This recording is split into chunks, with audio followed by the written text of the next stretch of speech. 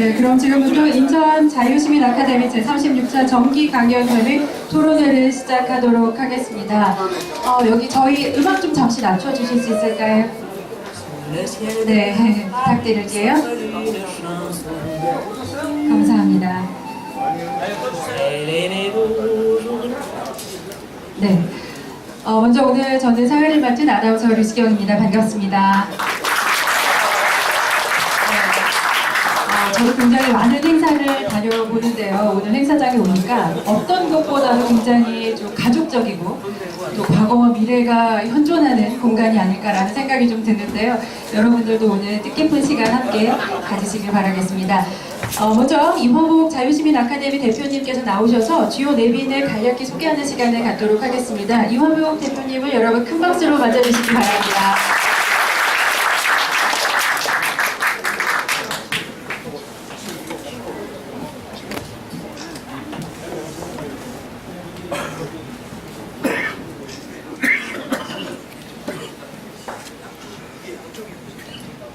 여러분들 오랜만에 뵙습니다. 오늘 제36차 인천 자유시민 아카데미 정기 강연 및 토론회에 참석해 주신 내 기빈 또 회원 여러분 반갑습니다. 이 얘기를 먼저 소개하도록 하겠습니다. 우선 먼저 우리 남동구의 최고 어른이신 대한노인의 남동구 지회장이신 이창숙 노인회장님, 또 부회장님이신 김인수 회장님이 함께 나오셨습니다. 다음은 남동구 주민자치위원장, 각동의 주민자치위원장님 대표해서 한동일 위원장이 아직 도착 안 하셨네요. 천수근 주민자치위원장님 나오셨죠? 천수근 주민자치위원장님. 그다음에 저희 고모님들을 소개해 올리도록 하겠습니다. 지순태 고모님 나오셨습니다. 염승현 고모님 나오셨습니다. 네, 저기 바른정당 인천광역시당 위원장이시고 현재 국회의원이신 이학재 국회의원님 이 자리에 나오셨습니다. 다음은 바른정당 인천위원장님들을 소개해 올리도록 하겠습니다.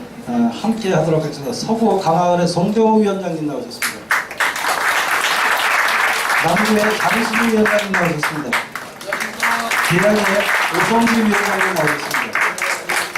원수의 정수현 위원장님 나오셨습니다. 다음은 학장님이 아직 안 오셨네요. 이종호 교수님 나오셨죠? 이종호 교수님, 간수홍 총장님 나오셨죠? 예, 간수홍 총장님. 네, 부천대학의 강영구 교수님 도착하신다고 전했습니다. 네. 인천대학의 손동훈 교수님 나오셨습니다. 안영훈 교수님 나오셨습니다. 김영훈 교수님 나오셨습니다. 이진경 교수님, 장정옥 교수님, 우호석 교수님, 또 먼저 청해 엔지니어링의 김용준 박사님 나오셨습니다. 이지건설 대표이신 박호성 박사님 아직 도착 안 하셨네요. 네. 커먼호텔의 장일영 사장님 나오셨습니다. 하얀 화장품의 조호정 회장님 아직 도착 안 하셨네요. 자린고비 김기용 사장님, 원현철 장희선 회장님은 밑에서 접수 보고 계십니다. 사회단체에서 인천광역시 전통시장연합회 이사장이며 현재 사단법인 인천산업진흥협회 회장이신 김성철님 나오셨습니다. 남동구 소상공인협회 회장이신 정미경 회장님 나오셨죠? 네. 만식 쇼핑센터 재개발 이종철 조합장님, 남동구 제21 이장수 위원장님, 서해문의 김종화 대표님 나오셨습니다. 제2 충북 영동 군민회장이신 권혁기 회장님, 반갑습니다. 김성노동위원과 박창호 위원장님 나오셨나요? 인천광역시 관광협회 회장의 한준택 회장님, 전 남구 제한군인회 회장이신 김진호 회장님 나오셨습니다.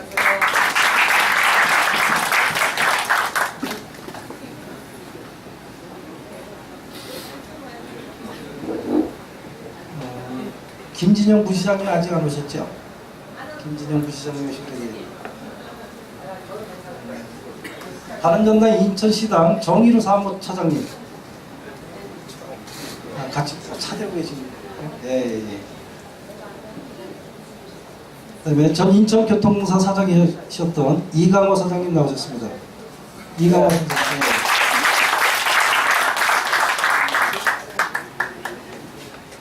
인천 라이온스 총재님 김연아 총재님 오셨습니까? 예. 미처 소개 못 드린 내는 2부 행사 때 또 차례차례 소개해 올리도록 하겠습니다. 바로 강연으로 들어가도록 하겠습니다. 네, 소개해 주신 대표님께 다시 한번 큰 박수 부탁드립니다. 한 분 한 분 들어오실 때 인사를 나누셨을 텐데도 앞에서 마이크를 잡고 소개를 해드리려다 보니까 긴장을 많이 하셨던 것 같아요. 그렇죠? 그리고 오늘은 다른 때보다 저희 인천 자유시민 아카데미가 좀 더 특별합니다. 지금 벌써 앞에 나와 계시죠?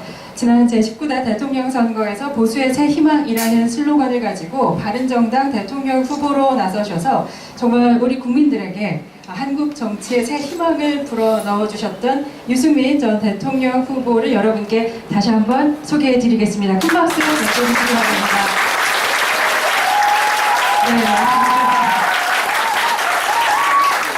네, 저도 어떤 아이돌을 보는 것보다 더 뭔가 반갑기도 하고요. 저 특별히 오늘 의상도 신경을 썼거든요. 바른정당 의상 색깔을 맞춰서 굉장히 어렵게 의상을 신경을 썼는데요. 정말 고맙습니다. 네네. 딱 우리 당 색깔입니다. 정말 찾기가 어렵더라고요. 이제 여름이 벌써 지나서 이 여름 색깔을 또 찾기가 어렵더라고요. 네.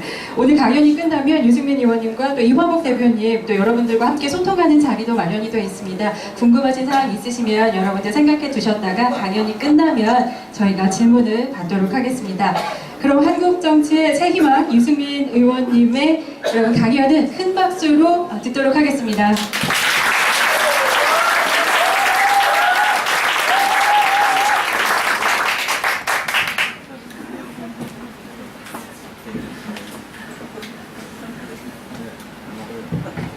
여러분 반갑습니다. 유승민입니다. 오늘 인천에 이렇게 불러주셔서 정말 영광이고요. 제가 76년에 입학을 대학을 갔는 76학번인데요. 저희들 대학 다닐 때 딱 이런 데 많이 와봤습니다. 이렇게 옛날 모습으로 이렇게 남아있는 카페라고 그래야 되나요? 이런 데가 있으니 정말 반갑습니다. 저도 이렇게 아늑한 곳인 줄은 잘 모르고 우리 이화복 위원장님한테 1부가 있고 2부가 있다고 그냥 이야기만 듣고 또 7년 동안 7년째 지금 하는 그런 자유시민 아카데미라고 소개를 받고 왔습니다. 이 자리에는 저희 바른정당 당원분도 계시고 그냥 시민도 계십니다. 그래서 저는 그냥 인천 시민들 찾아뵙는 걸로 그렇게 알고 말씀을 드리겠습니다. 이 자리에 동영상도 돌아가고 있고 기자분도 와 계시고 이러기 때문에 제가 다 감안해서 말씀을 드리도록 하겠습니다. 먼저 이렇게 와주신 모든 분들께 정말 진심으로 감사드립니다. 저기 대통령 후보라고 써있는데 지금은 후보는 아니고 그냥 바른정당의 당원이고 국회의원입니다. 이 자리에 노일 회장님도 계시고 주민자치위원장님도 계시고 저희 바른정당을 같이 하고 있는 당협위원장님들 다 오셨고요. 또 아까 엘리베이터 타고 올라오다가 내 앞에 앉은 세 분은 중학생이라고 그러나 고등학생, 고등학생도 한 분 있대요. 예. 중학생, 고등학생부터 노인 회장님까지 정말 오늘 여기 남녀노소 다 모이신 것 같습니다. 저는 여러분께 좀 편하게 그냥 말씀을 드리겠습니다. 제가 또 우리 동지들과 같이 하고 싶은 정치, 그런 정치가 어떤 건지 말씀을 드리고, 가급적 저희 이 일방적인 말씀은 짧게 하고, 질문들이 다양하게 많으실 것 같아서 질문 받고 여러분들하고 대화를 하는 시간을 최대한 좀 많이 가졌으면 좋겠습니다. 시간 제한이 어떻게 있으십니까? 어떻습니까? 예, 하여튼 뭐 너무 길진 않게, 나중에 너무 길어지면 우리 이혜욱 위원장님께서 그냥 이렇게 예, 알아서 잘라 주십시오. 먼저 여러분들한테 정말 죄송한 말씀부터 드리겠습니다. 사실 제가 마음으로 굉장히 제일 힘들 때 이렇게 인천에 오게 됐습니다.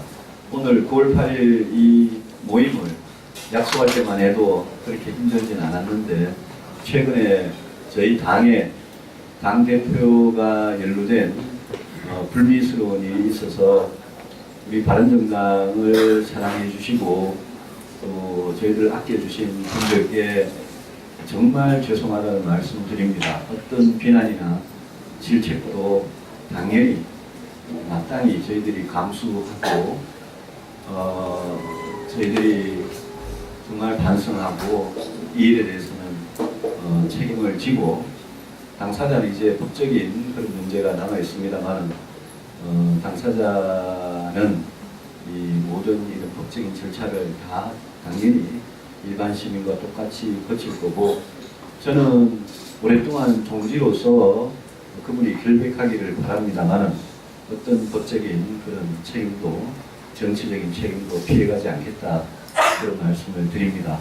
저희들이 당대표가 없어지고 나니까 지금 우리 바른정당이 짧게는 내년 지방선거까지, 또 그 후에 3년 뒤에 총선까지, 또 5년 뒤에 대선까지 저희들이 어떻게 저희들이 가고자 했던 이 개혁 보수, 새로운 보수의 길을 갈 거냐에 대해서 아마 지금도 많은 분들이 이렇게 치열하게 토론을 하고 있습니다. 이번에 정말 당의 민주적인 그런 토론을 통해서 저희들이 처음 가졌던 초심으로 돌아가서 우리가 가고 싶었던 그 길, 하고 싶었던 정치, 그걸 하기 위해서 우리가 지금 이 순간에 어떤 결단을 내려야 되느냐에 대해서 정말 지금부터 치열하게 토론해서 여러분들께 저희들이 결론을 꼭 내놓고 그 길 그대로 가도록 하겠습니다.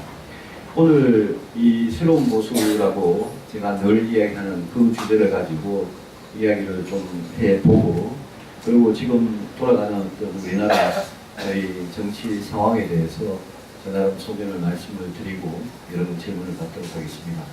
저희들이 작년에 특히 저도 우리 박근혜 대통령을 탄핵을 하고 그 이후에 새누리당 안에서 개혁을 해보려고 최선을 다해봤지만 결국 못하고 새로운 당을 이렇게 시작하게 됐습니다.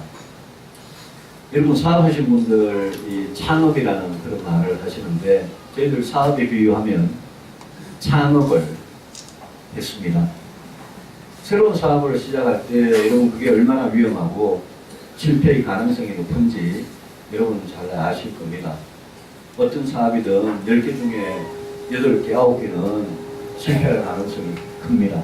저희들도 마찬가지입니다. 이렇게 새롭게 바른정당이라는 걸 만들어서 새롭게 시작하는데 정말 가시에 찔리고 돌부에 채이고 저희들 지금도 그러고 있습니다. 그런데 저희들이 처음 먹었던 그 뜻이 잘못되었었느냐에 대해서 좀 생각을 요즘 깊이 하고 있습니다. 저는 잘못되지 않았다고 생각합니다. 여러분 1948년에 대한민국 정부가 이제 시작을 했는데 그때부터 지금 69년이 지났습니다. 지금 2017년이고요. 이 69년의 대한민국 역사 중에 김대중 노무현 정권 10년을 제외하면 59년이 소위 보수 세력이 이 나라를 이끌어 왔습니다. 그래서 지금 여러분 대한민국에서 여러분 경제든 안보든 잘된 거, 잘못된 거 저는 보수의 책임이 정말 크다고 생각합니다. 그냥 숫자로 69분의 59는 보수의 책임이라고 생각합니다. 우리가 97년 대선에서 이회창, 김대중 맞붙었던 97년 대선에서 졌습니다. 그래서 처음으로 정말 평화적인 정권 교체가 이루어졌고 처음으로 뭐 진보 세력이라고 불러도 좋고 좀 좌파 성향이 있다고 불러도 좋은데 처음으로 그런 진보 세력이 집권을 해서 김대중 노무현 10년을 지났습니다. 그 10년에 대한 실망 반작용으로 2007년에는 이명박 대통령, 이명박 정부가 아주 쉽게 선거를 이겼습니다. 이명박 박근혜 정부를 시작하면서 저희들이 그때 저도 한창 정치를 할 때인데요.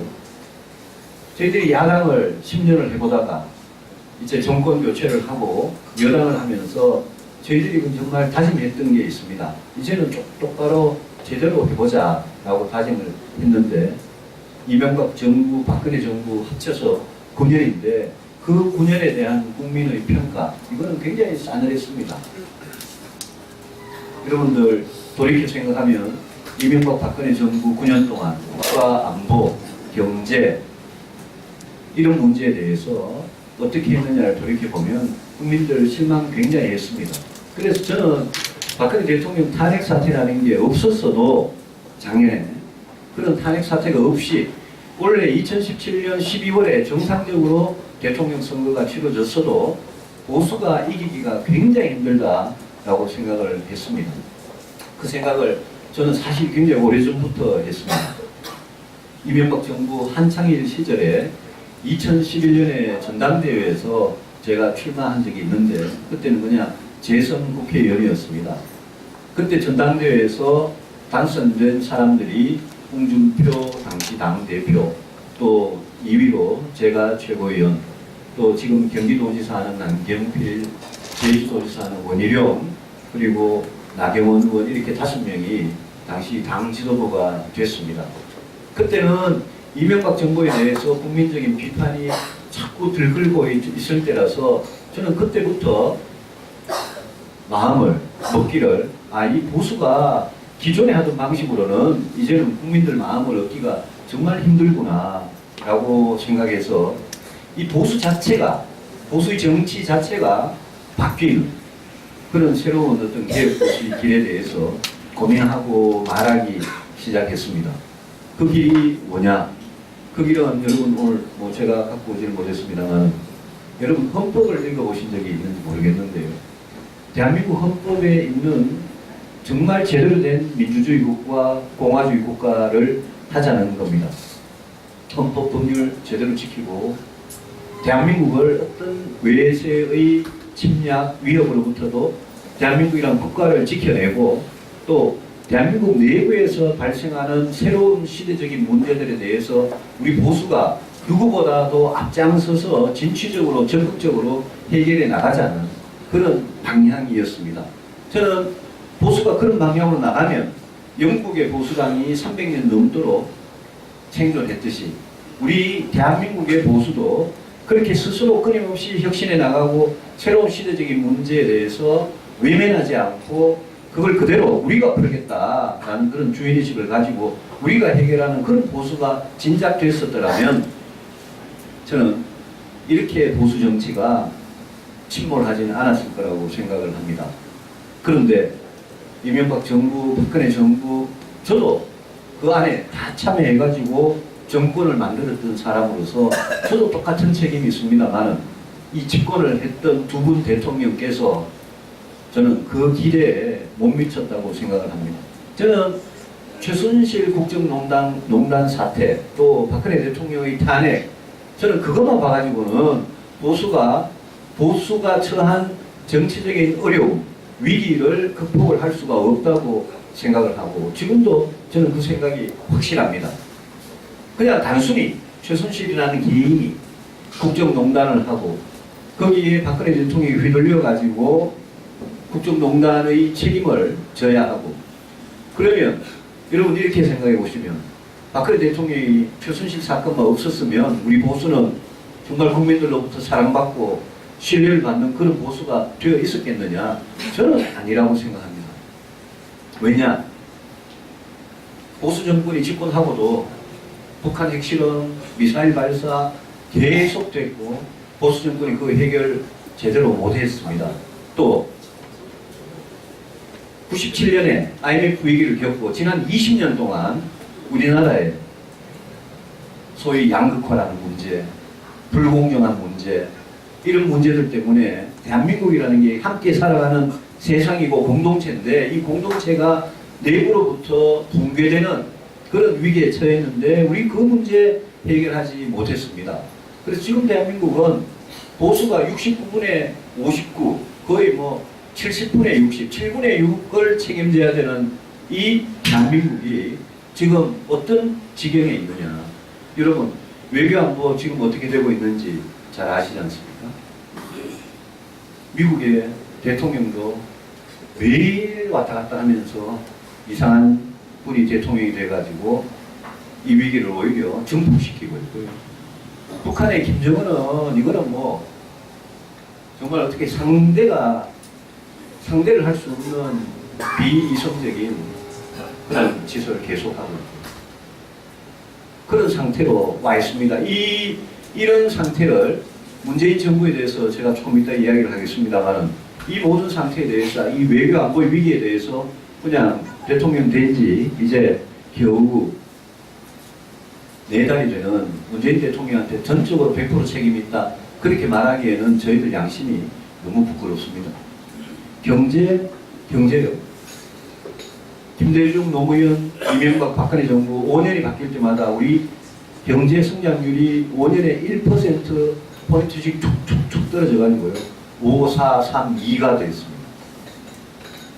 여러분들 비정규직, 빈곤층 문제 얼마 전에 제가 광주, 전라도 광주 위에 장성에 있는 백양사라는 절에 가서 법회 무슨 특강을 하기 위해서 갔다 왔는데 그 장성의 어떤 저수지에 광주에 사는 모녀가 차를 몰고 저수지에 빠져서 이제 그냥 세상을 하직한 걸로 그렇게 자살을 한 걸로 보입니다. 그런 사고가 있었는데 그 딸 대학 2학년인가 딸 대학교 등록금 500만 원을 마련을 못해가지고 등록금 마지막 날까지 발을 동동 굴리다가 모녀가 비극적인 그런 죽음을 선택을 했는데 이런 일이 비일비재하게 그냥 우리 주변에 있습니다. 3년 전에도 송파 세모녀 사건이 있었고요. 비일비재하게 많습니다. 작년에 구의역 김모분 사건 같은 경우에 비정규직의 문제가 비정규직이 죽음의 외주화, 위험의 외주화라고 할 만큼 정규직들은 그냥 편하고 안전한 것만 하고 있는데 모든 위험한 일, 철길 위에서 KTX 기차가 막 달려오는데 거기서 철로 보수를 하건 지하철에서 스크린 도어를 고치고 이런 모든 위험한 일들이 다 비정규직한테 몰리는 이런 문제에 대해서도 보수가 정말 양심을 가지고 대한민국이라는 공동체를 유지하기 위해서는 저런 사건, 사고들에 대해서 우리가 어떻게 해야 되느냐에 대해서 우리 그동안 못했습니다. 그래서 저는 새로운 보수라는 게 뭐 그렇게 대단한 게 아니고요. 대단한 게 아니고 저는 보수는 지키는 겁니다. 지킨다는 거는 우리 나라를, 대한민국을 지키는 거고요. 꼭 지켜야 할 가치가 있는 것들을 지키는 건데 지금 뭘 지킬 거냐? 우리 헌법에 아주 잘 되어 있는 민주공화국의 가치, 정의롭고 자유롭고요.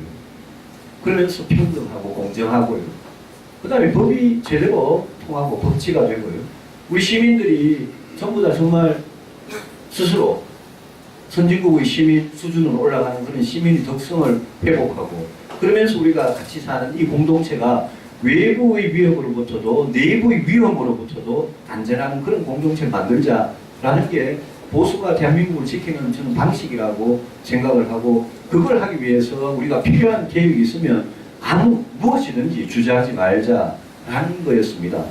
그래서 저는 한나라당 시절부터 새누리당 시절부터 지금 바른정당 시절까지 저는 계속 그냥 동료 의원님들한테 계속 외쳐댔습니다. 우리가 부자들, 기득권층들, 재벌들, 가진 자들, 그 사람들 편만 드는 그런 보수가 되면 우리는 굉장히 차가운 보수이기 때문에 우리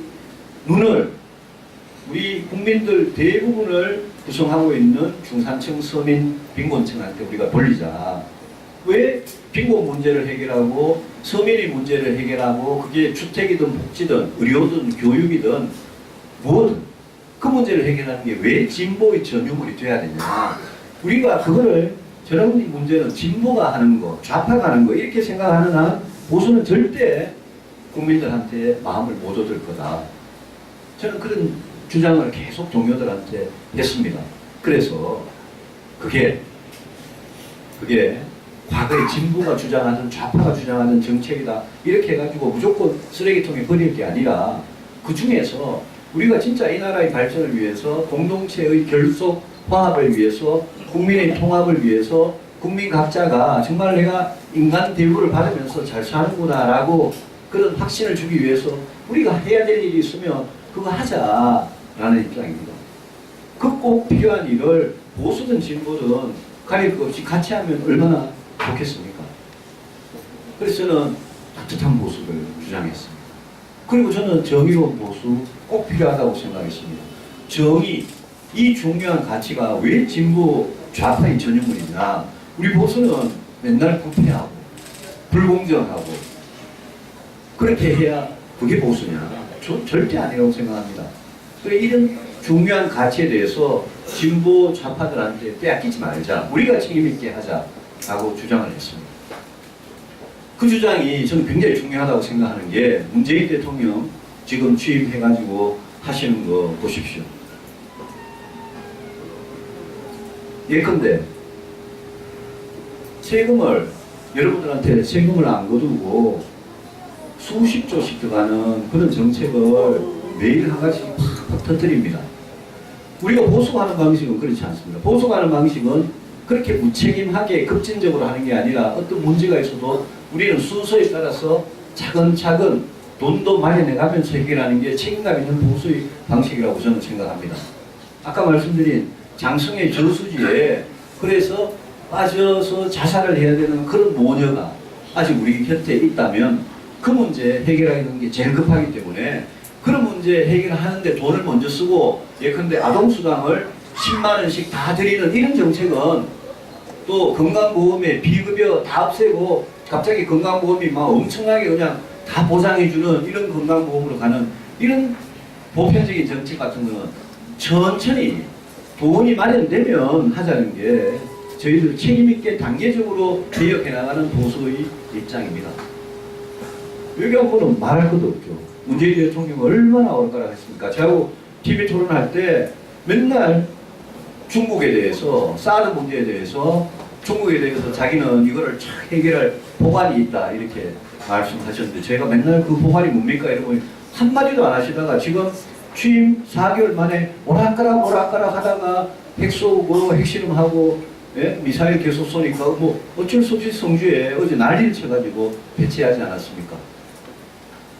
사드 문제는 박근혜 대통령도 책임 많았습니다. 저는 2012년에 국방위원장이 돼가지고 2013년부터 제가 보니까 핵 미사일 이 문제 몇 년 안에 엄청난 문제가 될 것 같아가지고 당시에 박근혜 대통령 국방부 장관한테 우리 사드나 SM3 빨리 배치하자고 제가 주장했습니다.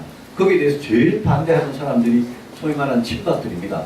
친박들이 제가 그거 도입하자 그러니까 무슨 대통령이 말도 안 한 거를 그런 쓸데없는 이야기 하느냐는 식으로 저한테 제일 핀잔을 많이 준 사람들인데요. 3년 동안 3노라는 걸 했습니다. 뭐냐면 3노라는 게 미국하고 협의도 없었고 요청도 없었고 협의도 없었고 결정도 없었다는 겁니다.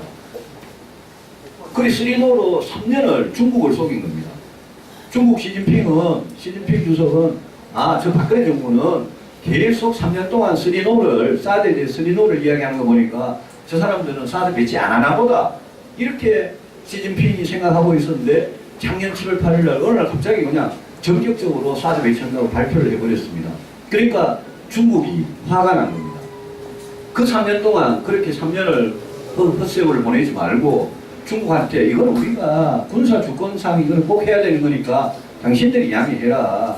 당신들은 절대 위협이 가지 않도록 우리 잘하겠다라고 확실한 스탠스를 가지고 3년 동안 중국을 설득해 왔으면 중국이 갑자기 저는 결정에 대고 경제 보복을 하고 이런 일 없었을 겁니다. 박근혜 정부는 잘못했는데 문재인 대통령 그거 이어받아가지고 경제 보복 해결할 수 있는 것 같이 국민들은 이야기하고 대통령이 됐는데 지금 4개월 동안 우왕좌왕하다가 지금 중국은 화가 더 나 있고 미국은 우리하고 미국 사이에 불신의 그런 틈이 자꾸만 생긴 겁니다. 그러니까 그저께는 트럼프 대통령이 트위터에다가 북한이 핵실험을 했는데 남한 정부를 그냥 남한 대통령, 남한 정부를 비난하는 참 황당한 그런 트위터를 날리는 이런 사태까지 왔습니다. 미국, 중국 이렇게 힘이 센 나라 옆에서 살아가야 되고 우리 평화, 우리 목숨, 우리 생명을 지켜야 되는 우리 약한 대한민국이 시진핑과 푸틴과 아베와 트럼프 사이에서 어떻게 우리 이익을 지키면서 우리 생명을 지키면서 살아갈 거냐. 그게 우리 외교 안보의 핵심인데 저 사람들 저렇게 하고 있습니다. 그래서 저는 새로운 보수가 정말 이 시대에 왜 꼭 필요하냐 생각해 보면 자유한국당식의 낡은 보수 그걸로는 저는 자유한국당은 언젠가 반드시 소멸되고 말 정당이라고 생각합니다. 왜냐하면 그 사람들이 이런 시대적인 문제에 대해서 인식과 책임과 그 문제를 해결하겠다는 의지와 지혜가 전혀 없는 사람들입니다. 그 사람들 오로지 지금 제일 오른쪽에서 아직도 어쩔 수 없이 자유한국당을 지지할 수밖에 없는 그 국민들의 표만 노리고 지금 저러고 있습니다. 마치 박근혜 대통령 제가 옷 좀 벗고 하겠습니다.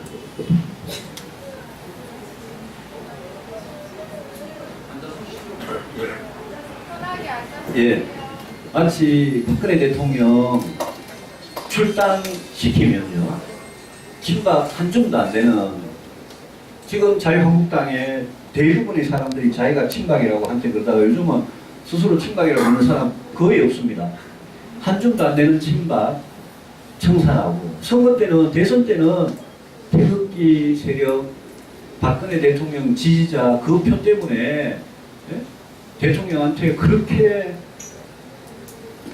그 표에 아부하기 위해서 박근혜 대통령 지키는 척 하다가 저희들한테 배신자라고 그렇게 손가락질 하다가 이제는 선거 끝나고 나니까 박근혜 대통령 출당시키고 친박 몇 명 청산하면 자기들 몸과 정신이 깨끗해지는 척하는 저런 세력들은 아직도 정신을 못 차린 겁니다.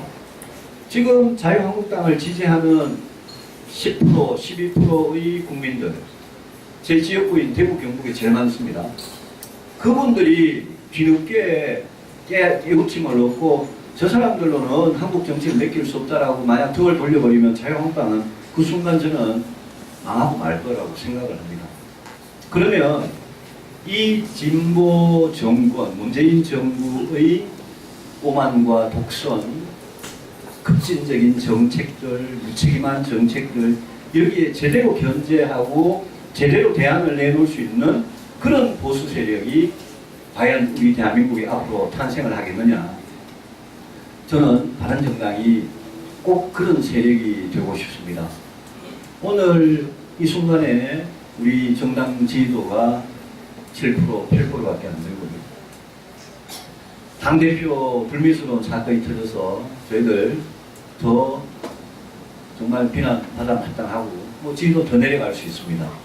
그러나 이런 사건들이 저희들이 처음 추구했던 그 가치, 그 길, 그런 정치 그것을 포기하고 항복해서 두 손 들고 지금 자유한국당 전혀 변하지 않는 저런 당에 비굴하게 우리가 우리 것 다 포기하고 기어 들어가야 되는 흡수 통합되는 그런 거 저는 한국 정치의 퇴보라고 생각을 합니다.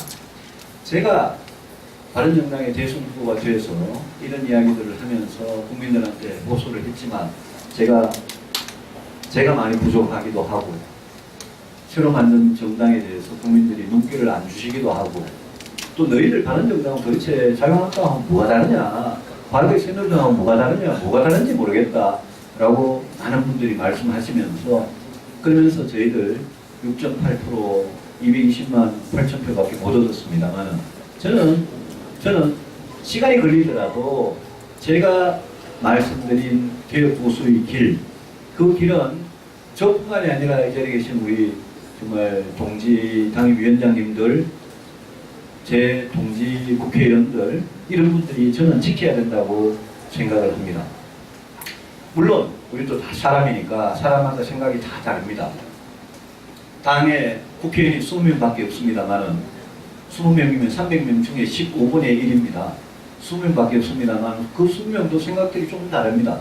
요즘 뭐 흔히 언론에서 뉴스에서 뭐 자강파다 통합하다 이러면서 기사들 이렇게 쉽게 쓰시는데 저희들 제가 말씀드린 대로 개혁 보수의 길을 가기 위해서 어떤 고난이 있더라도 우리 진짜 고행하는 기분으로 이거 뚫고 시간이 얼마나 걸리더라도 이거 끝까지 우리 해나가자라는 사람이 있는 반면에 지방선거 앞두고 무슨 소리냐, 선거를 위해서 표를 한 표라도 더 얻기 위해서는 자유한국당 빨리 돌아가자 이런 분도 당연히 있을 겁니다.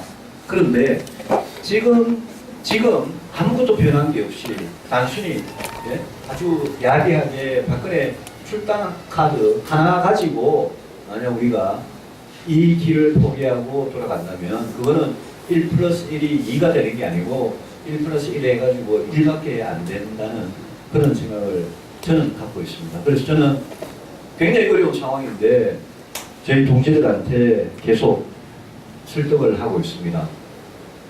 우리야 무슨 욕심을 내겠냐. 정치라는 게 뭐 그렇게 국회의원이 대단한 자리고 대단한 자리라고 우리가 이거 뭐 제일 최악의 경우가 그냥 나중에 내년 지방선거에 참패하는 거고 국회의원 선거에 참패하는 거일 겁니다. 그런데 우리가 이 길을 포기해버리면 대한민국에서 제가 말씀드린 그런 새로운 보수로 나갈 사람이 아무도 지금 보이지가 않습니다. 그래서 어렵더라도 이 길 꼭 가려고 합니다. 이 인천에 오늘 정말 남녀노소 이렇게 다 와주셨는데 저는 저희들 국회에서 정치판에서 제가 늘 느끼는 게 많은 숫자의 세력 그게 필요할 때도 있습니다만은 뭔가 새로운 개혁 정말 혁명적인 변화 이런 걸 할 때는 말 그대로 동지라는 게 같은 뜻을 같이 하는 사람들인데 같은 가치를 추구하고 같은 뜻을 가진 사람들이 동지인데요. 그 동지가 한 명에서 두 명에서 세 명에서 사람이 마음을 아파하는 게 저는 엄청난 힘이라고 생각하고 인천에서도 저는 오늘 이 자리에 많은 분들이 와주셨는데 여러분들께서 지금 진보 정권이 하는 거 잘 지켜봐 주시고요. 자유한국당이나 국민의당이나 하는 거 지켜봐 주시고 저희들 바른정당이 하는 것도 지켜봐 주시고 저희들이 하고 싶은 이 정치가 저게 옳다라고 생각하면 이제 대선 끝나고 시간도 많기 때문에 저는 국민들께서 이렇게 마음이 동해가지고 지지를 해주시기 시작하면 저는 저희들 희망이 있다고 생각합니다. 그래서 제가 제 스스로 무슨 개인적인 욕심이 아니라 제가 이 길을 먼저 가고 지금 같이 뭐 우리 정병국 의원이나 남경필 지사나 우리 같이 이 길을 같이 가고 그래서 우리가 실패하면 다음에 또 우리 후배들이 와가지고 이 길을 또 가고 그렇게 해야지 저는 대한민국 보수가 지금 이렇게 망한 보수가 다시 살아날 수 있다고 생각을 합니다.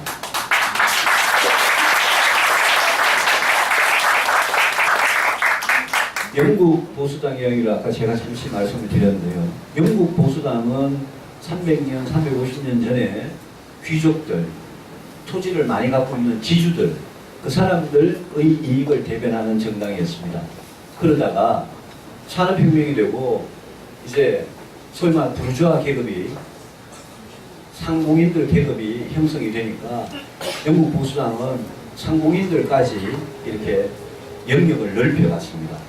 그런데 산업혁명이 일어나고 나서 자본과 노동의 대립이 심각해져 가지고 영국에서 근로자들이, 시골에서 올라온 근로자들이 도시에서 진짜 비참한 비인간적인 그런 삶을 살고 거기에서 노동의 권리에 대해서 이렇게 이야기가 되니까 영국 보수당은 그 근로자들까지 이렇게 열린 자세로 포용해서 그를 위한 정책을 펴기를 시작했습니다. 영국의 보수당은 이렇게 시대적으로 큰 변화가 있을 때마다 거기에 대해서 열린 마음으로 개방적으로 저 문제를 우리가 해결해야지 이러면서 덤벼들면서 보수당이 존재할 수 있었습니다. 저는 대한민국 보수도 마찬가지라고 생각합니다. 우리 옛날에 잘한 거 많습니다. 경제 발전했고요. 모든 보수 세력이 제일 존경하는 박정희 대통령, 인권이나 민주주의 차원에서는 독재를 했지만 어쨌든 5.16 혁명 이후에 1979년까지 60년대, 70년대 우리 경제 발전을 일으켰습니다. 80년대 전두환 노태우 정권 정말 결정적인 잘못을 저질렀지만 80년대 우리 경제 일으키고 국방 외교했습니다. 그런데 우리 IMF 터지고요. 나라가 완전히 바뀌고 경제도 바뀌고 사람들 먹고 사는 게 옛날로 많이 바뀌고 일자리 문제, 비정규직 문제, 양극화 문제, 저출산 문제 이런 게 심각해지면서 새로운 보수가 진보한테 다 그냥 이슈를, 영역을 다 그냥 하나씩 내주기 시작합니다. 그래서 김대중 노무현 정권이 들어섰는데 그 10년 국민들이 그 사람들의 정체를 알게 된 겁니다. 능력 없고 무책임하고 너무 급진적이고. 그래서 우리 보수가 2007년에 진짜 어렵게 정권을 다시 찾아왔는데 그 기회에 우리가 지난 9년간 잘하는 걸, 잘해야 되는 걸 못한 겁니다. 그래서 저는 좀 시간을 두고 여러분들하고 보수의 재건을 생각하고 시간을 두고 시행착오를 겪더라도 그 방향에 대해서 우리가 공감을 하고 그 길로 말뿐이 아니라 행동으로 계속 꾸준히 가야 된다고 저는 생각을 합니다. 이 자리에 바른정당 당원들이 계시면 최근에 여러분들이 방송 신문에서 보시는 당의 어떤 혼란상 그런 그 문제에 대해서 많은 분들이 자신 없어 하십니다. 제 지역에도 대구에도 구청장, 시의원, 구의원 한 명 빼놓고 시의원 한 명 빼놓고 구청장, 시의원, 구의원들이 전부 다 탈당을 해서 바른정당에 와 있는데 당장 내년에 선거가 있으니까 얼마나 불안하겠습니까? 굉장히 불안하게 생각합니다. 그러면서 저 때문에 제 눈치 보느라고 말도 못하고 말 편하게 하라고 그러고 말도 못하고 아마 그 선거만 생각하면 사람들 마음이 얼마나 자유한국당하고 합쳐가지고 표가 분산되는 걸 막고 싶겠습니까? 근데 제가 그분들한테 정말 냉정하게 이야기합니다. 여러분들 자유한국당으로 돌아가고 싶으면 돌아가시는 거 절대 나는 말리지 않는다. 근데 여러분들이 저하고 뜻을 같이 하면 죽을 각오로 한번 뛰어봐라. 지금부터 내년 지방선거까지 죽을 각오로 한번 뛰어봐라. 사즉생이란 말이 진짜 죽기를 각오하고 뭔가 일을 하면 세상에 저는 못할 게 없다고 생각합니다. 지금 바른정당이 최대의 위기에 처해 있는데 이 1월에 창당해서 이제 8개월도 안 된 이 신생 정당이 처음에 거창하게 국민들한테 우리 이런 길로 가겠습니다 이렇게 약속을 한 신생 정당이 이 정도 어려움에 포기하고 백기 들고 자유한국당에 투항을 한다? 그거는 저는 그러기에는 우리가 너무 부끄럽다라고 생각을 합니다. 그래서 이제부터 여러분들한테 시간을 가지고 우리 인천 시민들한테, 대구 시민들한테 다가가겠습니다. 가서 우리를 알리고 한 사람이라도 정신이 똑바로 마음이 똑바로 된 사람, 왜 정치하는지에 대해서 분명한 생각을 갖고 있는 그런 사람을 아주 평범한 시민들 중에서도 그런 일꾼을 저희들이 뽑아가지고 전국의 전체 공천을 못할 겁니다. 시장이고 도지사고 구청장이고 시장 군수고 도의회 의원이고 기초의원이고 저희들 공천 전국이 다 못할 겁니다. 그렇지만 저희들이 공천을 하는 데는 저희들이 진짜 좋은 사람을 공천해서 시민들한테 승부를 한번 시민들의 심판을 받아보도록 하겠습니다. 내년 지방선거에서 1차 심판 받고 저희들이 참패할 수도 있습니다. 또 다시 바닥으로 내려가서 또 다시 일어나서 또 3년 뒤 총선에서 2차 심판을 또 받겠습니다. 자유한국당이 단순히 박근혜 대통령 단물 빨아먹고 선거 때 그렇게 이용하더니 지금 와가지고 출당 쇼를 하고 친박 그 몇 명 되지도 않은 친박들 쫓아낸다고 쇼를 하고 그 정도로 변화했다고 저희들은 믿지 않기 때문에 저는 믿지 않기 때문에 자유한국당이 저희들을 진짜 철저히 반성하고 다시 태어나겠다. 자기들이 철학과 이념과 노선과 정책을 진짜 제대로 국민들한테 이렇게 두고 가겠다. 그러면 저는 오늘이라도 합당이 된다고 생각합니다. 그렇지만 저 사람들 그렇지가 않습니다. 그래서 우리가 그런 말씀드리지만 한번 죽기 살기로 해보려고 그럽니다. 그래서 우리 인천의 우리 위원장님들 제가 참 좋아하시는 인천의 위원장님들은 한 분 한 분 다 참 소중한 분들입니다. 훌륭하시고 인천의 위원장님들하고 같이 손잡고 그 길로 꼭 가보려고 그러니까 오늘 이 자리에 같이 하신 분들 중에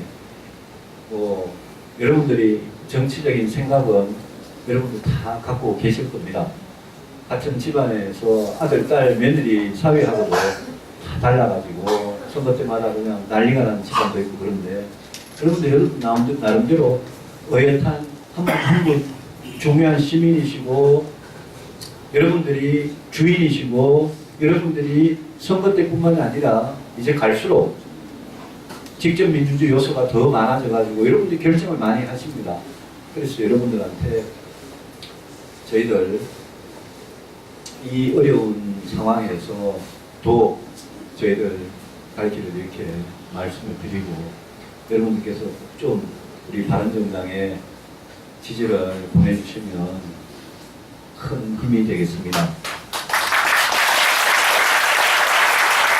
제가 대통령 선거운동을 인천에서 시작을 했는데요. 오늘 인천 지난번에 한번 이학재 의원님 지금은 그 지하철 7호선입니까? 네, 7호선 연장되기 때문에 대모하러 가신다고 하셨는데요. 지난번에 인천 서구에서 서구 여성문화회관에서 한번 그때 서구 주민들 중심으로 뵙고 말씀드린 적이 있고요. 오늘 이렇게 또 다시 인천에 오게 됐습니다. 인천에서 불러주시면 언제든지 자주 오겠습니다. 또 다음에 다른 자리에서라도 여러분들하고 또 더 이렇게 진전된 그런 이야기를 할 수 있는 기회가 있기를 바라면서 제 말씀을 이 정도로 줄이고 어떤 질문이시든지 저한테 질문을 하셔도 좋고 저한테 혼을 내셔도 좋고 또 뭔가 건의를 하셔도 저는 아무 말이나 다 들을 자세가 되어 있습니다. 제 말씀은 일단 이 정도로 줄이겠습니다. 고맙습니다. 감사합니다. 보수라는 것은 지켜야 할 가치를 지켜가는 것이다 라고 또 말씀을 해주셨고 따뜻한 보수 또 정의로운 보수 책임감 있는 보수를 위해서 시간을 두고 길을 걷겠다라고도 말씀해 주셨고요. 또 인천이 부르면 언제든지 오시겠다라고 말씀하셨습니다. 네? 의원님? 네. 라고도 말씀해 주셨는데 좋은 강연 해주신 유승민 의원님께 다시 한번 큰 박수 부탁드립니다. 네, 그리고 다음은 유승민 의원님과 오늘 자리를 마련해 주신 이화복 대표님을 모시고 함께 질의응답하는 시간을 갖도록 하겠습니다. 먼저 질문 있으신 분 계신가요? 네, 질문해 보실까요? 네. 자기소개부터 좀 부탁드릴게요. 간단하게. 전 청라에서 왔고요. 마이크로 하는 얘기는 안 했는데요. 아니, 마이크로 하기는 좀 그런 건데요. 문재인 대통령께서 대선공단 2천만 평하고 그다음에 러시아 안 들리시나요? 들립니다. 예. 예, 저는 잘 들립니다. 예. 예. 러시아에서 LNG로 송유관을 북한에 설치해서 LNG 공급을 러시아로부터 받는다고 하셨는데 저는 그 사업을 하는 취지나 목적이나 어떤 그런 거에 대해서 또 물론 뭐 찬반 논쟁이 있겠지만 또 다른 측면에서 보면은 북한은 자본주의가 아니고 회계가 없기 때문에 거기다 북한에다 뭐 개성공단하면서 뭐 100억을 줬다 하고서는 사실 50억만 주고 나머지가 새도 이걸 검증할 수 있는 방법이 과연 있을 거라는 생각이 듭니다. 송유관도 마찬가지. 그래서 아직 일어나지 않은 일이기 때문에 그럴 것이다라고 얘기하는 건 대통령에 대한 명예훼손이 돼서 말을 못하겠지만 적어도 그런 부분에 대해서 정확하게 감시할 수 있는 분은 바른정당이 수석의 뿐이라고 생각합니다. 그 역할을 잘 해주셨으면 하고 부탁드립니다. 예. 그 대통령께서 러시아를 가셔가지고 이것저것 많이 말씀하셨는데요. 개성공단에 관한 이야기는 대선 때부터 후보 시절에 그 문재인 대통령께서 후보 시절에 자기가 대통령 되면 개성공단 꼭 재개하겠다고 말씀하셨는데요. 사실은 취임 5월 9일날 취임을 5월 9일날 선거하고 5월 10일날 취임하자마자 지금까지 4달 동안 안보 상황이 어땠는지는 너무나 잘 아시지 않습니까? 이런 상황에서 저는 금강산 관광이든 개성공단이든 저는 문재인 대통령께서 지금은 그런 말을 뭐 꺼낼 상황도 안 되고요.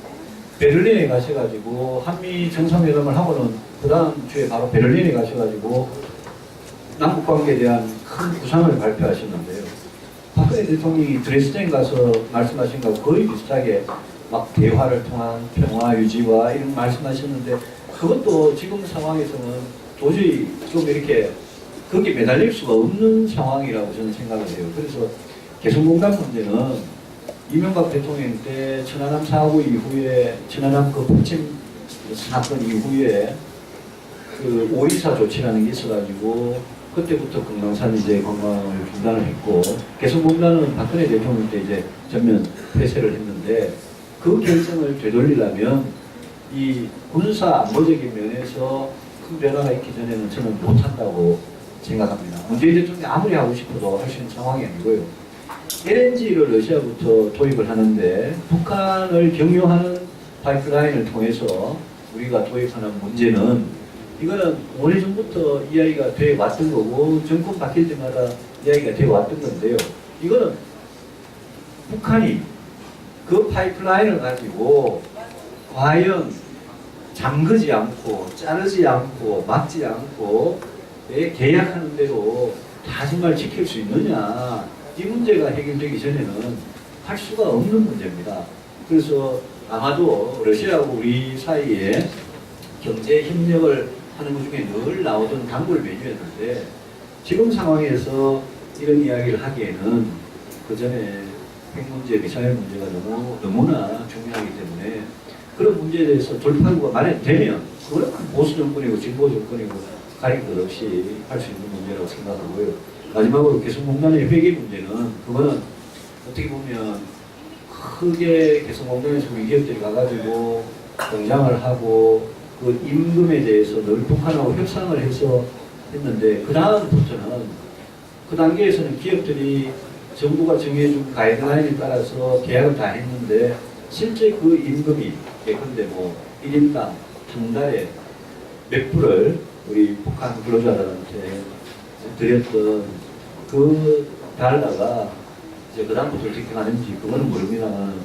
회계 자체는 개성공단이든 뭐 남한에서 사업을 하던 기업들이 그거는 아마 상당히 자기 좀 책임하에 상당히 분명하게 좀 해야 될 것 같습니다. 다만 이런 뭐 문제를 이야기하기에는 지금 상황이 너무나 달라서 상황이 바뀌면 저희들도 이 개성공단 문제나 러시아하고 경제협력 문제나 파이프라인, LNG 파이프라인뿐만이 아니라 이 블라디보스토크 그쪽에 러시아가 굉장히 관심을 갖고 있는 러시아의 극동 지역 개발에 관해서 충분히 저는 협의를 할 수 있다고 생각하는데 지금은 저는 그런 모든 게 좀 올스톱된 그런 상태 아니냐 이렇게. 네, 감사합니다. 또 질문 있으신 분 계신가요? 네, 먼저 앞에 계신 분부터. 네. 여기서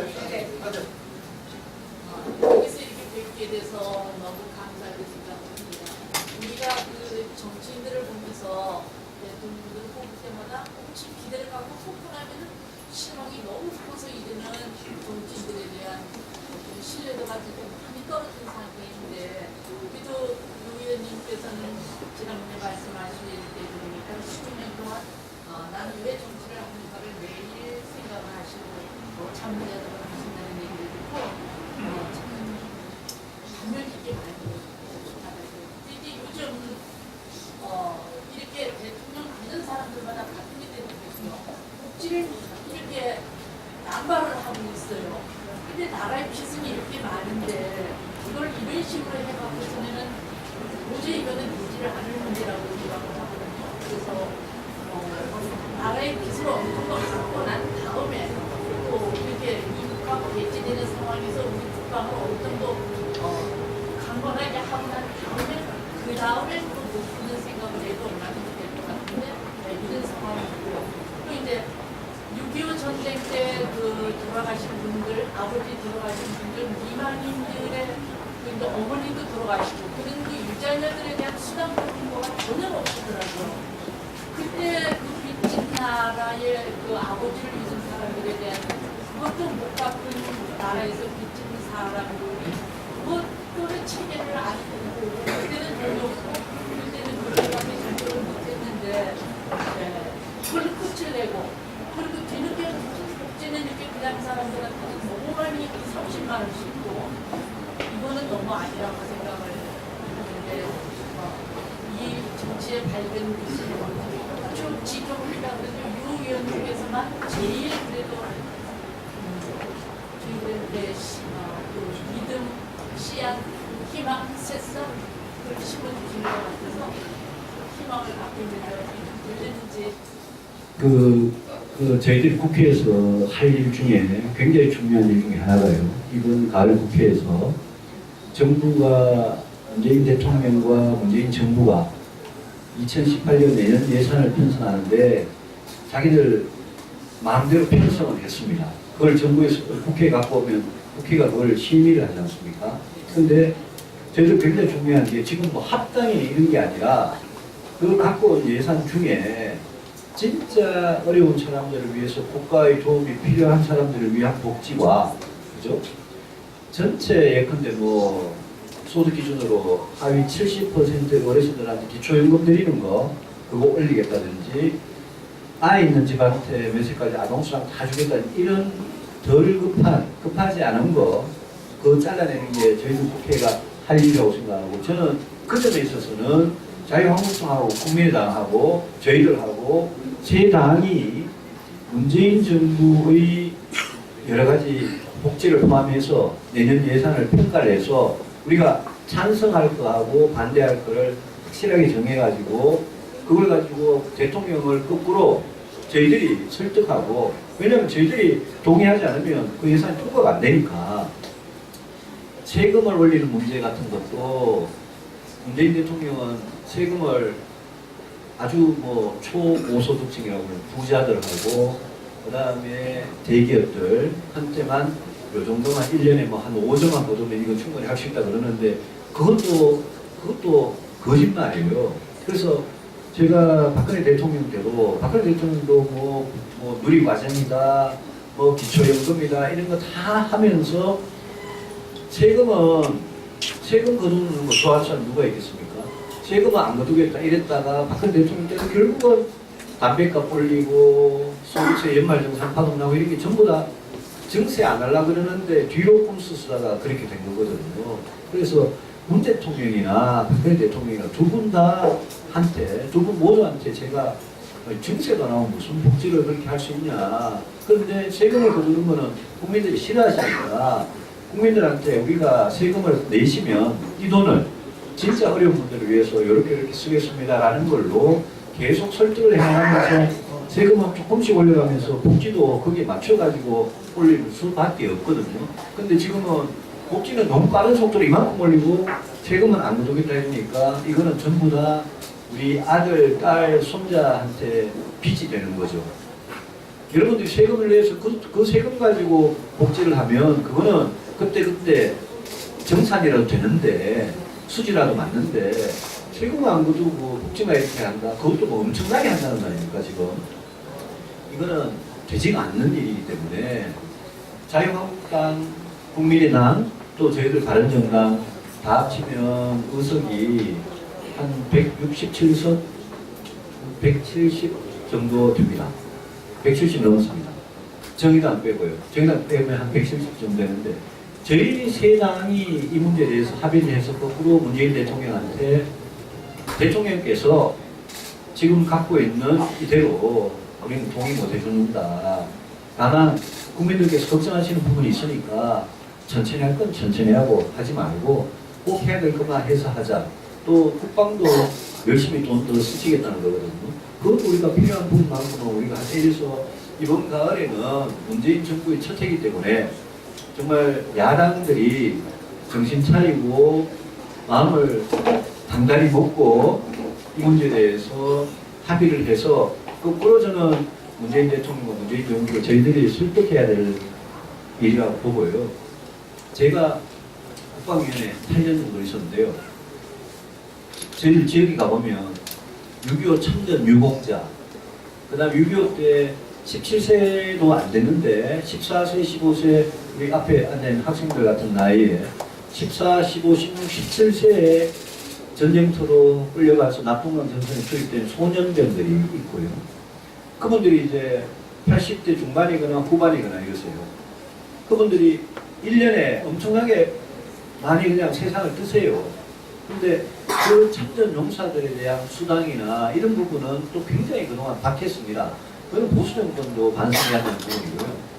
그런데 그분들이 돌아가시고 나면 이제 말씀하신 미망인, 유가족 이런 분들에 대한 걸 보호품 정책이라고 그러는데 그 부분은 역대 정권이 보수 진보 가리도 없이 굉장히 잘못했어요.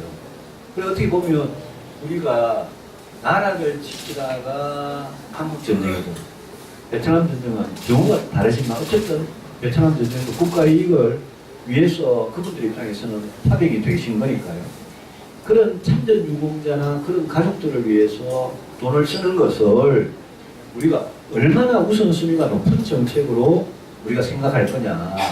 저는 굉장히 높은 정책으로 생각합니다. 예컨대요. 우리 2등병, 1등병, 상병, 병장들 월급을 2배로 올려주는 게 급하냐. 아니면 6.25 참전한 우리 나라를 지킨 영웅들과 그 가족들을 진짜 가난하게 사시는 분들, 그분들 도와주는 게 급하냐. 이렇게 생각해 보거든요.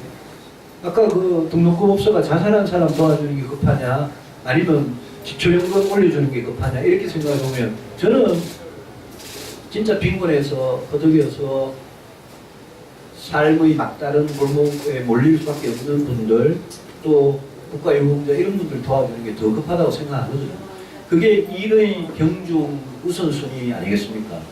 그래서 저는 그런 점에서 이번 첫 해이기 때문에 이번 가을 정기국회에서 문재인 정부가 대통령이 하고 싶어하는 법들, 예산들 이것을 가지고 야당이 진짜 마음먹고 한번 이렇게 견제할 건 견제하고 통과시켜줄 건 통과시켜주는 그런 힘을 지금 여소야대거든요. 우리 지금 내년에 돈 때문에 합치자 안 합치자 그게 중요한 게 아니라 이거를 가을에 잘하는 게 저는 야당들한테 주어진 책임이라고 생각하고 그 점을 확실하게 저희들 20석밖에 안 되지만 저희들 국민의당 40석, 자유한국당 107석이거든요. 그래 합치면 저는 우리가 합의만 하면 할 수 있는 부분이라고 생각합니다. 문재인 대통령께서도 야당이 명분을 가지고 국민들 찬성하는 그런 조정안을 만들면 대통령께서 무슨 힘으로 그거를 밀어붙이겠습니까? 그래서 그게 이번 가을에 9월, 10월, 11월, 12월까지 꼭 우리가 야당이 할 일이라고 생각합니다. 네. 복지 문제에 대해서 말씀을 해주셨는데요. 가을 정기국회를 좀 기대를 해보도록 하겠습니다. 또 질문 있으신 분? 네, 봅시다. 네. 네, 건강한 인천시민 김종국입니다. 네, 인천을 방문해주신 걸 환영하고요. 유승민 의원 정도 되면은 국가대표 정치인 아니겠습니까? 맞죠? 네. 그러면 거기에 걸맞는 질문을 드리겠습니다. 지금 말이에요. 현재가 답답하면 옛 수면들은 과거를 생각하라고 했어요. 근데 우리는 역사 중에서 1992년 임진년에 그렇게 당하고도 그때도 그 몇 년 전에 분명히 전쟁을 막을 수가 있었습니다. 거기서 덕선과감 같은 사람들은 전쟁을 반대를 했어요. 지금 이게 그런 상황이에요. 근데 야당은 그냥 비판만 하고 있어요. 대안을 만들어서 정부하고 얘기를 하고 집권당하고 얘기를 해서 국민들을 안심을 시켜줘야 되는데 무조건 비판만 하고 안 된다. 그러면 비록 그 20석밖에 안 되는 다른 정당이지만 국가대표급 정치인인 그 유승민 의원께서 대안을 만들고 그것을 문재인 대통령하고 얘기를 할 수 있는지 그런 부분을 한번 답변해 주시고요. 그 다음에 그 역할을 해서 지금 경기가 정말 엉망이에요. 복지 그냥 우리 대한민국 사람들 공짜로 주는 거 안 바랍니다. 정부에서 돈 30만 원 줘가지고요. 우리 그 선배들 보면은 딱 사면 담배 두고 딱 사고요. 손주 용돈 주고 딱 끝내요. 그게 뭡니까? 그냥 그렇게 하지 말고 일을 해서 먹고 살 수 있게끔 경제 아무리 뭐 하고 해도 김주명 의원도 그 경제 전문가라고 알고 있는데 우리 국민은 우리가 일을 해서 내 손으로 만들어서 내가 벌어서 내 식구를 먹어서 우리가 가장 잘하는 게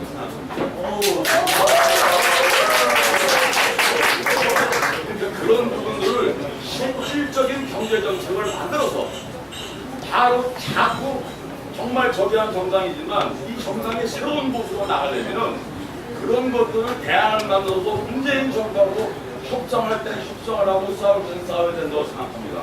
그 부분도 답변해 주고요. 이화복 위원장한테 물어보겠습니다. 이제 그 계속 하시다가 대학교 하시다가 이제 정치를 하는 시절로 들어왔어요. 그러면 지금 과거 역사를 보면 출사표를 가장 잘 쓴 사람이 중국 삼국시대 제갈공명입니다. 그때는 유비도 이 사람이 자기가 처음에 유비한테 했던 천하 삼분지계를 만들고 그 다음에 뭘 하자고 했는데 자기 죽은 좋은데 이대왕 유선이한테 출사표를 썼는데 굉장히 장엄해요. 그걸 가지고 그 온 국민들을 한골 떠는 식이 나갑니다. 결국 나중에 마속 때문에 결국 실패를 했지만 그래서 이게 북한 마속입니다. 그러면 이화복 교수가 정치를 하려고 하는 그 출사의 변 이것이 어떤 것인지 잠시 후에 답변해 주시기 바랍니다. 그래서 의원님께서 답변을 좀 해주실까요? 국가대표급 질문이었습니다. 네. 정말 국가대표급 질문을 하셔가지고 굉장히 어려운 질문을 해주셔가지고요. 야당이 영어로 이제 야당이 오포지션 파티라고 그러지 않습니까? 반대당이라는 이런 뜻입니다. 그러니까 여러분들이 반대만 한다, 대안도 없이 이렇게 비판을 제일 많이 받는데 사실은 야당의 중요한 기능 중에 하나가 이 의미 있는 반대를 하는 것도 사실은 중요한 기능입니다. 그런데 반대만 하고 발목만 잡는다 이런 말에 아마 여러분들 굉장히 익숙하실 건데요.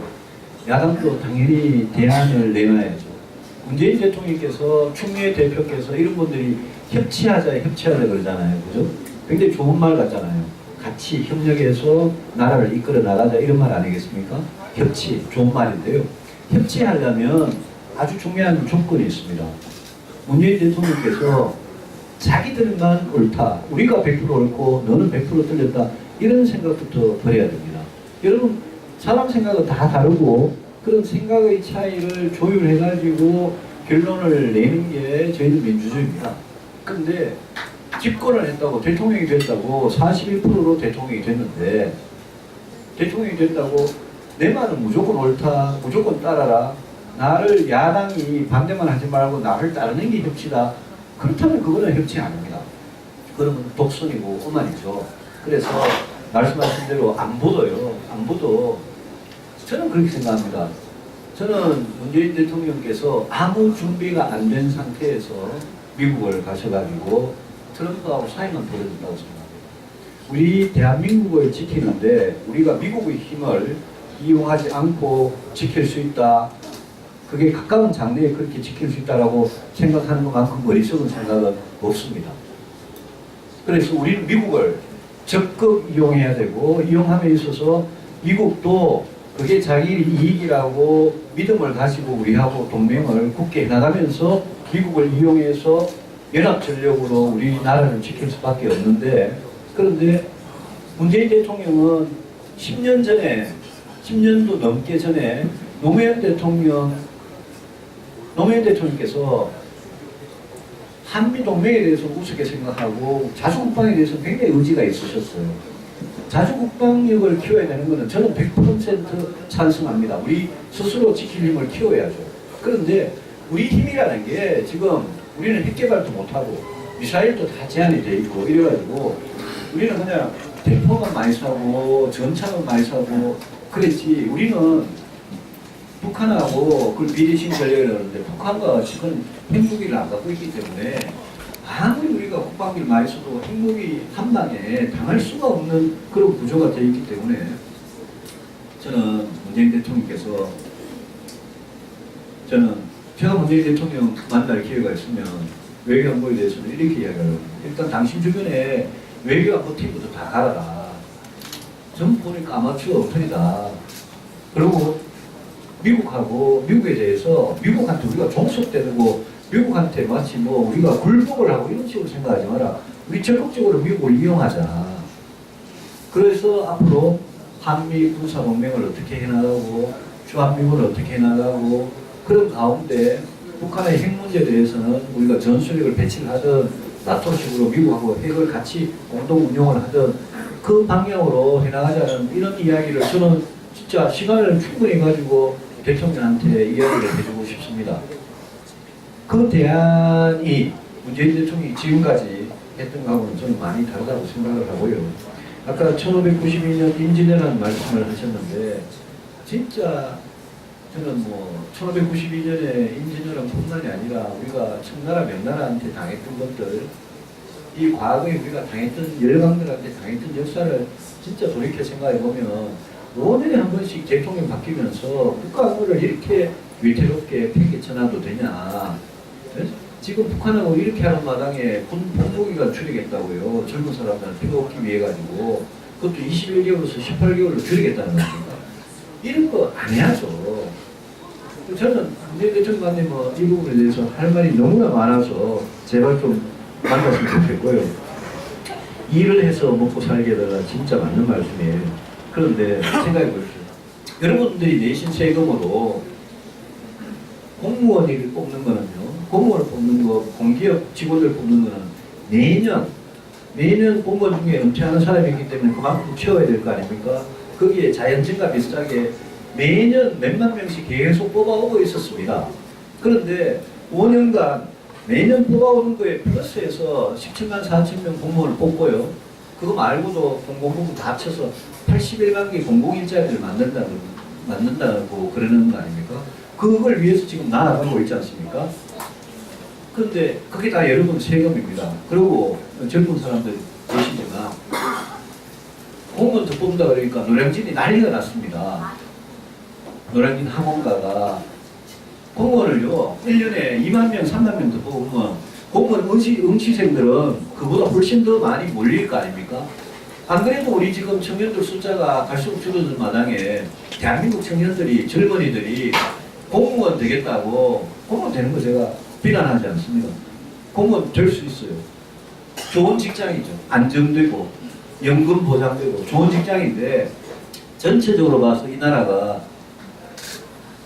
젊은이들이 꿈이 건물 하나 가지고 부동산 주인 되는 거 아니면 공무원 되는 거. 여러분 대한민국 젊은이들이 꿈이 건물주가 되고 공무원이 된다. 전부 다 대부분 그렇게 생각한다. 여러분 그런 대한민국에 장래가 있겠습니까? 저는 100% 그거는 망하는 길이라고 생각합니다. 공무원이 무슨 부가가치를 창조하고 무슨 일자리를 만듭니까? 공무원은 그냥 법대로 그냥 행정 보는 사람이에요. 근데 일자리 대책이 제대로 된 일자리 대책 없으니까 쉬운 길로 가는 거예요. 그것도 여러분 세금으로요. 공무원 그리 뽑아가지고 나중에 30년, 35년을 채용을 하고 그 이후에 공무원 연금 전부 다 여러분 주머니에서 나가는 거 여러분들이 받게 되는 국민연금보다 훨씬 많이 받아가지 않습니까? 그 공무원들을 국민 세금으로 왜 그렇게 부수하게 그렇게 뽑아야 됩니까? 그러지 말고 우리 젊은이들이 중소기업에 가든 창업을 하든 도전을 할 수 있게 해외에 나가서 일자리를 구하든 도전을 할 수 있게 자꾸 만들어주고 그걸 도와주는 게 정부가 할 일이죠. 그래서 그게 훨씬 더 어려운 정책이기 때문에 손쉬운 정책으로 간 게 공무원 일자리, 공공부문 일자리 하는 겁니다. 이런 점에 대해서 제가 뭐 후보 시절에 TV 토론하고 이럴 때는 뭐 시간도 별로 없고 1분 30초 이야기하고 이러다 보니까 뭐 공백 한참 하다가 시간 딱 되면 땡 하고 다음에 넘어가고 이러니까 제가 문재인 대통령한테 계속 물어볼 수가 없었는데 이런 부분도 문재인 대통령께서 자기가 펼쳐놓은 공약 그거 100% 지킨다는 그런 강박관념 가지고 못하도록 저는 만나면 정말 할 말이 많습니다. 그래서 저는 언젠가 아마 그분을 만나게 될 기회도 있지 않겠냐 싶고 저도 뭐 만나지 않더라도 국회에서 우리가 야당이 하는 건전한 역할이 비판하고 대안을 제시하고 이런 거니까 말씀 명심해서요. 우리 인천에 김중복 선생님이라고 오셨습니까? 네, 국가대표 인천 시민께서 말씀하신 거 명심해서 잘하겠습니다. 네. 국가대표 답변이 아니라 생각이 들고요. 이화구 대표님, 네. 대통령 후보였어서 제가 한 말 하려니까 사실 주는 믿어서 못하겠어요. 근데 우리 김준국 선생님께서 저한테 질문하신 거는 당신은 왜 이제서 출사표 던졌냐 뭐 이런 것 같아요. 그죠? 그렇다고 또 정책 시작하면 뭐 뭘 보여줄 거냐 이런 거를 질문을 요약하면 되나요? 예. 제가 지금 대학에서 정치 가르치는 교수인데요. 제가 이번에 박근혜 대통령 탄핵 또 광화문에서의 촛불 집회, 태극기 집회 그 다음에 이번에 문재인 대통령 취임식 보면서 저는 진짜 반성하고 많이 반성했어요. 저는 그동안에 교수들이 보통 그러죠. 당신 정치 한번 해보려고 난 정치 안 해 그러죠. 저도 그러면서 거들먹했어요. 정치 안 하는 게 무슨 자랑이냐고 거들먹했어요. 근데 이번에 정말 반성 많이 했어요. 제가 강단에서 맨날 한국 정치 더럽다 그러고 지적질하고 이런 입장에 있다가 또 정치 안 하는 게 자랑인 듯 하다가 정말 이런 사태를 보고 속으로 너무 창피하고 부끄럽습니다. 그 다음에 제가 우리 유승민 의원님을 만나 뵙고 나서 이 정도 가치 있는 분이라면 제가 뭐 되는 게 중요한 게 아니라 한번 해보고 싶다. 또 내 목숨을 한번 걸어보고 싶다. 그런 가치를 느껴서 저는 결심하게 됐습니다. 저는 사실 여러분들 여기 와 계신 분들 다 아시겠지만 제가 정치권 주변을 떠나지 못한 사람이에요. 26살 때부터 지금까지 정치권 주변을 떠나지 못했는데 왜 그러냐? 여러분들 아시다시피 제 형이 이 지역에서 국회의원 2번 했어요. 4번 떨어지고 2번 붙었으니까 얼마나 오랜 세월을 여기서 선거를 제가 치러봤겠어요. 그래서 선거 때만 되면 시장분들이 접으려고 하느라고 난리들이에요. 선거면 박살이나. 그런데 제가 이번에 결심하게 된 것은 정말 작은 씨앗을 남동구에서부터 한번 해보겠다. 또 저는 나이 들어서 공부를 시작했는데 저 방송통신대 여기 총동문회장인데 와 계세요. 46살에 대학교 1학년 들어가서 행정학 공부했고요. 그때 정치외교학 공부하고 경제학 공부했어요. 그래서 지금 창원대학교 중국학과에서 국제정치를 가르치고 있습니다. 근데 제가 이번 지자체 때 더군다나 이렇게 새로운 제3의 정당운동을 하는 이런 시점에서 저는 여기서 새로운 우리 한국 정치의 씨앗을 한번 심어보겠다. 그래서 남동구에서만큼은 제가 집권하기 위해서 결심을 했습니다. 여러분 이해해 주시겠죠? 도와주시기 바랍니다. 네, 감사합니다. 아까 거쳐가지고 질문 있다고 하신 분 계시죠? 네. 일어나서 질문해 주실까요? 사실 여기서 잘 안 보여요. 네. 마이크 선이 그쪽까지 안 되는데요. 어떡하죠? 옷을 가지고 네, 말씀하시죠. 앞쪽으로 나오셔도 되는데요.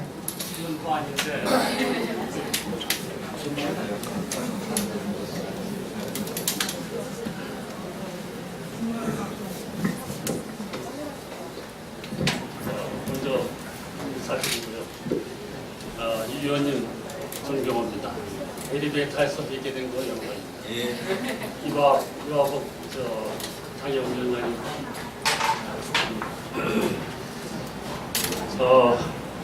워낙 우리 한국 나이로 제가 78입니다. 살아온 영역의 세월이 너무 많아서 직함을 뭘 댈 게 없습니다. 아까 이 위원님은 목사라고 어제 소개했고, 목사는 70이 되면 정년 은퇴를 합니다. 그래서 아무것도 안 할 때는 목사라고 칭호를 붙이지만 그 다음부터는 붙이지 말자. 그게 제 주장입니다. 오늘은 제가 미국 캘리포니아 주정부에서 인가를 받은 웨스트모랜드 얼터네티브 메디신 어소시에이션, 거기에 프레지던트 대표로 있습니다. 그것은 뭐냐면 양의와 한의의 중간 영역인 대체의학을 이제 발전시켜보자 해서 만들어진 기구의 대표로 있는데, 한국에서 이제 와서 중요연구를 3년째 하고 연구가 끝났습니다. 뭐 제가 이제 소개하려고 거기까지만 하고, 그래서 오늘은 연구소장이라는 말씀을 드리고, 이 나이가 먹도록 저는 한국 정치가 조령모계라고 하는 그 말로 지배가 되겠습니다. 아침에 뉴스에 오른쪽이다 했는데 저녁감은 좌합니다. 좀 의식 있는 사람들은 그렇게 변하는 변화 속에서 정치권의 얘기를 믿질 못합니다. 신뢰를 못합니다. 그리고 엄연히 입법기관인 국회가 있는데, 지난 10년의 세월에, 그 지나간 세월에 국회에서는 통과가 되지 않을 법을 하위법에 헌법이 있고 시행령이 있고 시행규칙이 있고 훈령을 가지고 5개 장관이 5개 부처가 만들어놓은 기구가 지금 상당한 그 예산과 그 규모가 이루 말할 수가 없습니다. 국회에서 입법기관이라고 하지만은 그거는 발견 못하셨을 겁니다. 훈령으로 가지고 그렇게 활용하는 전 정권이 있었다는 것만 말씀드립니다. 또 둘째로 제가 또 이 자리 빌어서 부탁드리는 것은, 지난 이명박 정부 그리고 박근혜 정부 때 선진화법 때문에 많은 건설적인 그 꿈들을 그걸 대통령의 어떤 비전을 실현 못한 사례가 허다합니다.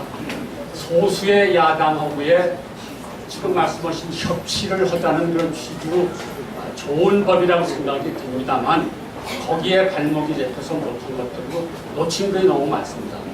근자에 이제 그걸 만들어서 100% 활용하던 분들이 국회 선진화법을 이제 폐지하자는 움직임이 있습니다. 이렇게 되면 적반하장이 되는 거죠. 입장이 바뀌니까 이제 또 그렇게 하겠다는데, 그것만은 이제 개인의 손실입니다만, 우리 다른 정당에서 어떤 정책 기조를 가지고 계시는지 그것까지만 여쭤보겠습니다. 감사합니다. 예. 목사님과 엘리베이터도 같이 올라왔습니다. 고맙습니다. 한국 정치가 조용목에 조정석게 하는 이 말씀에 대해서 제가 따가운 말씀을 받아드리고, 저희들 신뢰도 조사를 해보면 우리 군인이나 이런 데 대한 신뢰도 굉장히 높은데, 국회의원은 늘 꼴찌입니다. 생 꼴찌가 늘 국회의원들인데, 그만큼 국회의원들이 뭔가 국민들로부터 불신받고 아마 불쾌하고 그런 문제에서 벗어나지 못해서 그런 것 같습니다. 저희 바른정당도 지금 곤혹스러운 일 때문에 국민들께 고개를 쳐는 면목이 없습니다만 그 점에서 반성하라는 질책으로 받아들이고요. 헌법과 법률이 있는데 정부가, 행정부가 시행령이나 시행규칙이나 훈령을 가지고 마음대로 뭘 만들고 자리를 만들고 기구를 만들어가지고 여러분의 세금을 낭비하는 그런 현상 분명히 있습니다. 그래서 사실은 행정부가 하위 법령이라고 그러죠. 대통령 시행령이나 부처의 불령이나 총리의 어떤 그런 령 이런 걸 가지고 규칙 이런 걸 가지고 막 그냥 민간기업들을 옥죄거나 공무원들 자기들 살판하는 그런 잔치 벌이는 그런 일이 많은데 그런 일 때문에 예산 낭비되는 거 없도록 하고요. 선진화법은 제가 여당 시절에 19대 국회 끝나기 전에 야당한테 그때는 탄핵도 있기 전입니다. 야당한테 그랬습니다. 이거 선진화법 때문에 정말 중요한 법안들 통과 못 시키는 거 많으니까 선진화법을 옛날에 맨날 국회에서 톡톡 해머 나오고 쇠파이프 나오고 유리창 깨지고 뭐 날라가고 우리 연말 정도 맨날 싸우는 게 일이었는데 그거 싸우지 말자고 동물국회 하지 말자고 이제 했는데 이게 이제 식물국회가 돼버린 거예요. 그 선진화법 고쳐야 됩니다. 고쳐야 되는데 여당이 되면 야당이 될 때하고 또 완전히 이게 아까 조명석이랑 달라져가지고 제가 19대 국회 다수당의 원내대표를 할 때 야당 보고 그랬습니다. 당신들도 언젠가 집권할지 모르니까 선진화법 고쳐가지고 제대로 고쳐서 20대 국회는 누가 1등 할지 모르니까 20대 국회부터 시행하자 이랬는데 됐습니다. 그래서 지금은 어제도 뭐 우리 주호영 원내대표가 그런 제안을 했습니다만 선진화법 고치자. 문제 있는 독소장 고치고 이거는 공정하게 해야 되니까 최소한 21대 국회에 가서는 새로 만든 법을 적용하자 이런 제안을 했는데 아직 받아들여지지 않고 법은 그 부분은 굉장히 안타깝게 생각을 합니다.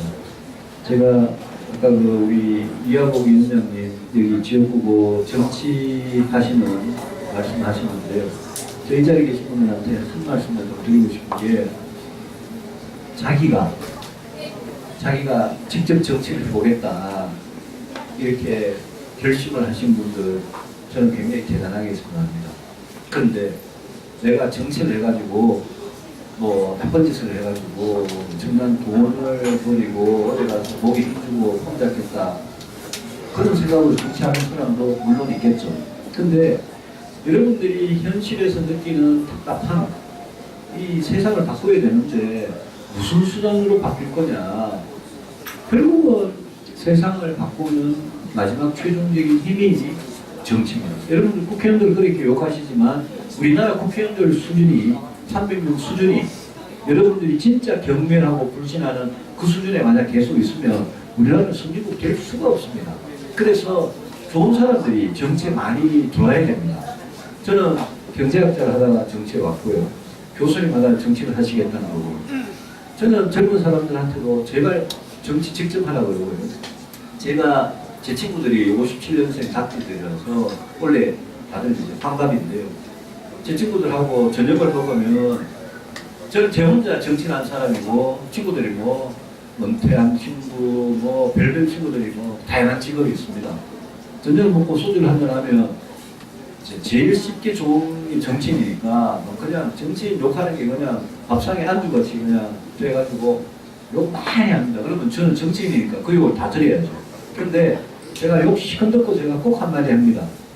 그렇게 욕하는 당신이 제발 좀 정치에 직접 해라.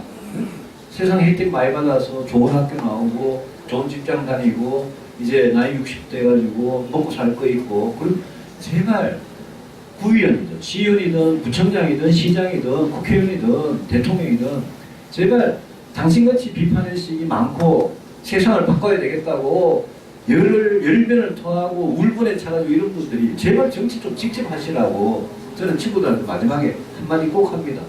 그 우리가 우리나라의 많은 분들이 많은 다양한 분야에서 정치는 굉장히 저급하고 수준 낮고 부패하고 속이 시커먼 사람들이 하는 것 정도로 치부하고 손가락질하고 욕만 하고 자기는 전부 다 고상하고 자기 분야에서 열심히 일하고 이렇게 생각하고 좋은 분들이 정치에 들어오지 않는 한 대한민국 정치 발전 안 하고 여러분들이 아무리 화가 나도 세상을 바꿀 방법이 없습니다. 그래서 저는 젊은이들 만나면 꼭 여러분들 중에 누군가는 반드시 대통령이 나와야 되고 국회의원이 나와야 되고 문제의식이 많고 세상에 대해서 비판의식이 많은 사람일수록 왜 나는 그럼 정치 한번 해볼까 이 생각을 안 하느냐 라고 제가 거꾸로 묻습니다. 요즘은 여성들도 다 똑같이 하실 수 있습니다. 과거보다 돈도 훨씬 적게 듭니다.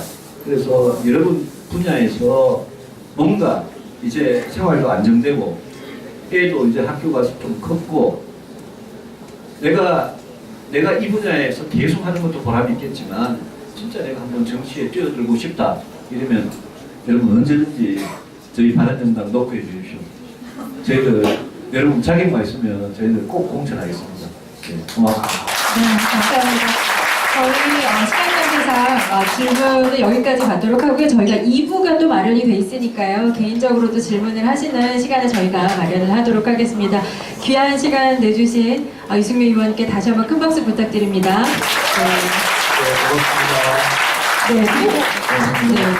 오늘 저희가 함께하고 있는 인천자유시민아카데미 지난 2010년부터 이완복 교수님께서 주축이 돼서 마련이 되어온 단체입니다. 여러분이 계시기 때문에 지금까지 이렇게 귀한 시간을 마련할 수 있지 않았나라는 생각이 들고요. 이완복 대표님 그리고 이 자리에 함께 계신 여태까지 지금까지 함께 해주신 여러분들께도 서로 격려의 박수 부탁드립니다. 여러분 감사합니다. 네.